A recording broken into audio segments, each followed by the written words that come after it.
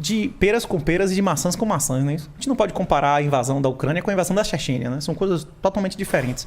A Ucrânia é um quadrado de 1.400 por 1.400. A Ucrânia é maior do que Rio e São Paulo juntos. A Ucrânia é maior que Minas, a Ucrânia é maior que a Bahia. Só que a Bahia tem 15 milhões de habitantes, eles têm 42. Na verdade, 39, porque já vazaram uns 3 ou 4 milhões de pessoas. Inclusive, tem vários países. Para Portugal, salvo engano, a segunda maior colônia de ucraniano. A população morando fora do país é enorme. A Ucrânia é um país com PIB per capita metade do Brasil, é um país miserável. É um país altamente corrupto. Tem 5 famílias que são donas de 80% do país. Que, inclusive, colocaram esse cara lá. E todos os políticos, eles são os donos do país. Não existem. Nesse filme não tem mocinho, só tem bandido. Tudo vagabundo, tudo vagabundo. Aquele negócio da Snake Island, disse, não, os caras resistiram até a morte. No dia seguinte a Rússia mostrou os 12 caras, não tinha nenhum arranhão, ninguém morreu. Foi tudo mentira, o áudio era mentira. Todos esses tanques que vocês estão vendo na televisão, o russo destrói o tanque ucraniano, ele vai lá e pinta um Z e tira uma foto, destruímos mais 50 tanques russos. É tudo mentira. Tudo mentira. E a gente não pode ver o que a Rússia está dizendo, porque não tem Sputniks aqui, não tem RT, eles silenciaram todo mundo, não é isso? Silenciaram todo mundo. O primeiro avião russo abatido foi sábado. A Rússia tinha um domínio aéreo completo, mais de uma semana.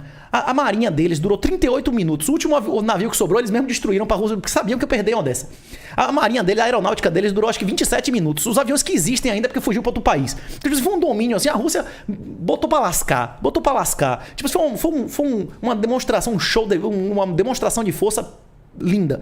Agora, vamos fazer uma comparação com um país com a mesma população e área, o Iraque. A Segunda Guerra do Iraque, os Estados Unidos inventou um negócio que inclusive a ONU disse que era crime, que era proibido, não sei o que lá, e a ONU mesmo fez, que é zona de exclusão aérea. A zona de exclusão aérea é o seguinte, eu tô dizendo que quem vier aqui eu vou madeirar, mesmo que não seja militar. Eu vou madeirar. E eles meteram bronca em que subisse um pampipa ali, eles atiravam. Eles fizeram isso no Iraque, madeira durante 6 meses. Não tinha nada, você não podia sair de avião do país. Depois que não tinha nada no país, o americano demorou quantos dias para tomar Bagdá? 21 dias. Certo? Vamos esperar 21 dias. A vantagem chegamos na segunda... em 15 dias hoje. A vantagem tecnológica e material dos Estados Unidos sobre o Iraque era 100 vezes maior do que a vantagem da Rússia sobre a Ucrânia. Eles têm os mesmos tanques, os mesmos aviões.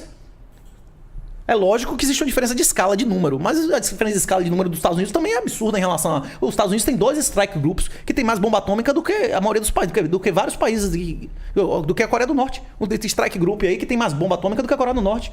Os Estados Unidos têm mais bomba atômica em submarino do que a China de todos. Não tem como comparar, né? Em relação assim à economia da Ucrânia, o que tem de mais relevante lá? Tem alguma coisa realmente econômica de interesse na Rússia ou é algo meramente militar estratégico? A Ucrânia é para a Europa o que o Egito era para Roma.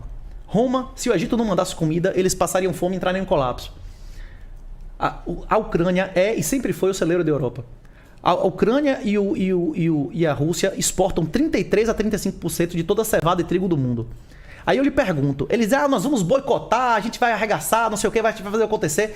Esses países que precisam importar comida, eles vão pagar o dobro ou 50% mais para comprar o trigo de outra pessoa que não seja a Rússia e a Ucrânia?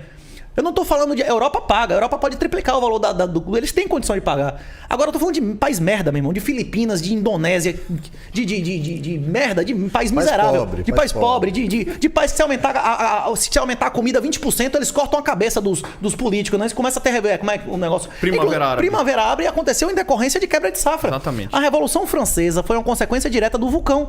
O vulcão diminuiu a incidência de sol na Europa há 7 anos. Foram 7 anos de produzindo cada vez menos comida, as pessoas passando fome e o pessoal passando fome. Rapaz, se você não tem filho, você morre de fome de boa. Agora, se você tem filho, meu irmão, e o guri chora de fome e você vira um bicho, você faz qualquer coisa. Você faz qualquer coisa, mas você vai botar comida dentro de casa. E é isso que os caras fizeram na Revolução Francesa. Mataram freira, mataram o que queria, mas eles queriam solução. Eu duvido que a maior parte do mundo não é. 80% da população mundial vive sob países miseráveis. A maior parte da população mundial não vive sob democracia. Os 35 países que foram neutros e os 7 que ficaram do lado da Rússia não é apenas a maior parte da população da humanidade, como é a maior parte do PIB da humanidade. A Índia já falou que não vai boicotar. A China já falou que não vai boicotar. O Japão já deixou claro, velho, você me dá essa ilhazinha aqui, a Sakhalina, que a gente entre em acordo, não é isso? Já ficou muito claro que esse boicote não vai dar certo. E se desse, seria menos pior para a Rússia do que seria para o resto do mundo. Com certeza. Eu assim, fico assim só um pouco assim, Renato, com algumas coisas que você falou, porque assim, a questão do poderio militar ucraniano não é atualizado, né? E o poderio russo é bem atualizado, né? Então você tem um Su-27, um Su-27 lá de um avião da década de 80 na Ucrânia, enquanto ele tem um Su-35 agora de 2010, né? Então bem mais atual, que não tem como a Ucrânia fazer frente a isso, né? Então eu acho que, assim, apesar de ser parecido, não é igual, é bem diferente. E a gente também tem que tomar um pouco de cuidado, porque o Vladimir Putin, ele é um mestre da propaganda, né? Ele é um espião, cara. Ele é um mestre da propaganda. Então, assim, vender desinformação e contar mentira é com ele mesmo. Se você retroagir um pouco essa história aí de guerra de Rússia e Ucrânia, há mais de 4 anos já se falava que a Rússia iria invadir a Ucrânia, né? Nas vésperas disso, ele declarou, disse assim, parem de falar essa besteira, não vamos invadir ninguém. Então, tudo que esses caras falam é mentira. Então, eles invadiram primeiro dizendo que iam tirar nazistas do poder, fascistas, né? Como toda esquerda gosta sempre de acusar o outro do que ela é, né? Chamar os caras de nazista, de fascista, de tudo que ela é, mas ela gosta de imputar os outros, né? Então, ele inventou essa história. Depois inventou que foi a questão da OTAN se aproximando. E agora está inventando essa questão de laboratório de arma química. Não sei se você viu que coisa nova agora, que tem laboratório de arma biológica, né? Os Estados Unidos junto com a Ucrânia tem uma produção de armas biológicas lá na Ucrânia, né? Então toda hora eles mudam a tese, toda hora eles mudam a versão e ficam extremamente complicados com isso. Então, assim, o Putin é um mestre da desinformação. O que você acha dessa questão toda aí, Renato? Voltando à Segunda Guerra do Iraque, os Estados Unidos diziam que o Iraque tinha arma de destruição de massa. Sim, verdade, claro. Existe um capítulo de um livro, tem um livro, eu vim aqui fazer propaganda do meu livro, mas tem um outro livro que a leitura é mais fundamental, que é Caminho da Servidão, de um cara chamado Friedrich Hayek. Tem um capítulo do Friedrich Hayek que é denominado Por que os piores chegam ao poder. Porque os piores chegam ao poder.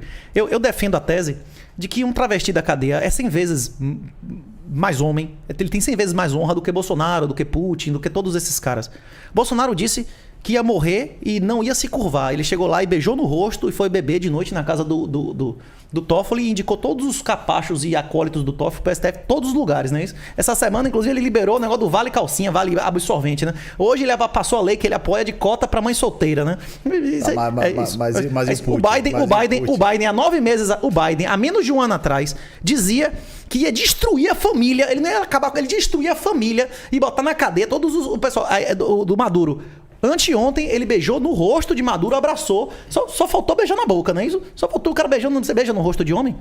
Você beija no rosto de homem? Eu beijo no rosto de meu pai, de meus filhos, meus sobrinhos. Você beija no rosto dos seus brothers? Não. Os argentinos costumam beijar no rosto. Você beija no rosto dos seus brothers? É isso, ele beijou. Biden, inclusive uma cultura menos de contato que a nossa, americana, não é isso? Biden beijou o Maduro no rosto, dando risada com o cara, abraçando o cara. Tipo assim, um cara que ele dizia que ia destruir a família do cara um ano atrás, não é isso? Pra se eleger. Então, esses caras não têm nenhuma honra. Um travesti na cadeia, se ele fizer um acordo e não pagar, vai acontecer o que com travesti na cadeia? Ali tem muito mais honra. A cadeia é um lugar que tem mais honra do que na política. Esses caras são menos honrados que um travesti da cadeia. Mas voltando, já que a gente tá falando de vagabundo aqui, é isso. A gente tá falando de vagabundo, não é de homem, não é isso? Como é o nome? O grande dizia, né? Que homem é homem, menino é menino, viado é viado e político é político, né? Os caras diziam, não tinha um negócio desse? É verdade. Eu conheço o Falcão falando. Ele não é mentira? Falcão, isso, a gente tá falando de vagabundo, a gente tá falando de homem aqui. Não é isso? Hoje em dia, bicho, pra você encontrar um cara que tenha honra hoje em dia, é 1 em 100, uma mulher 1 em 10 mil. Hoje em dia, os homens são mulheres e as mulheres são crianças.